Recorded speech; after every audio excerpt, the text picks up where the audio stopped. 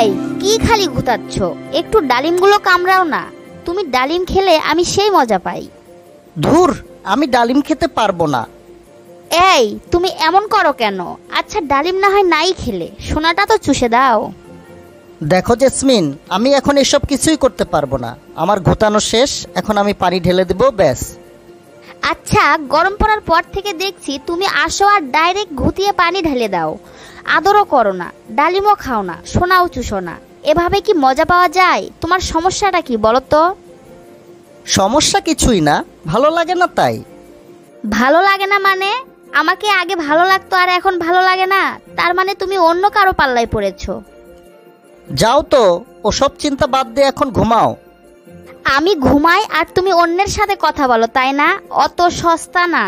দাঁড়াও, আমি এখনই টিনা ভাবিকে সব বলে দিচ্ছি। কি ব্যাপার জেসমিন, এত রাতে তুমি আমার কাছে? ভাবি, তোমার দেবর মনে হয় অন্য কারো পাল্লায় পড়েছে। খেলার সময় এখন আর আগের মতো আদর করে না, খালি কোনো মতে পানি ঢেলে দিয়ে সরে যেতে পারলে বাঁচে। কবে থেকে এমন করছে? এই তো গরম পড়ার পর থেকেই। ও, ঘটনাটা বুঝতে পেরেছি। তোমার ধারণাটা ভুল। আসলে তোমার স্বামী তোমাকে খুব ভালোবাসে, তুমি মনে কষ্ট পাবে বলে তাই মূল ঘটনাটা তোমাকে বলেনি।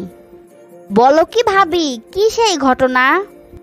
আসলে তোমার শরীর থেকে ঘামের দুর্গন্ধ বের হয়, ফলে সে আর আদর করে না, শুধু পানি ঢেলে চলে যায়। অন্য কারো পাল্লায় পড়লে পানিও ঢালতে চাইতো না। বলো কি ভাবি, ঘামের দুর্গন্ধের কারণেই এমন করে? অবশ্যই, যে গরম যাচ্ছে তাতে শরীর সবসময় ঘেমে দুর্গন্ধ ছড়াচ্ছে।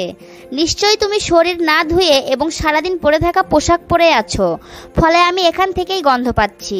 আর খেলার সময় যখন নাক মুখ যাবে তখন কেমন হবে তুমি বলো তো?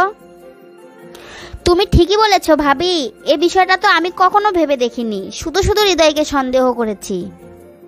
শোনো, এই গরমের দিনে প্রতিটি মেয়ের উচিত সারাদিন পরে থাকা পোশাক ছেড়ে শরীর ভালোভাবে ধুয়ে তারপর ধোয়া পোশাক পরা। শুধু তাই নয়, শরীরে পাউডার ও পারফিউম ব্যবহার করতে পারো। কাল থেকে তাই করব ভাবি। এর সাথে আরেকটি কাজ করবে, তা হলো বিশেষ লোমগুলো পরিষ্কার করবে।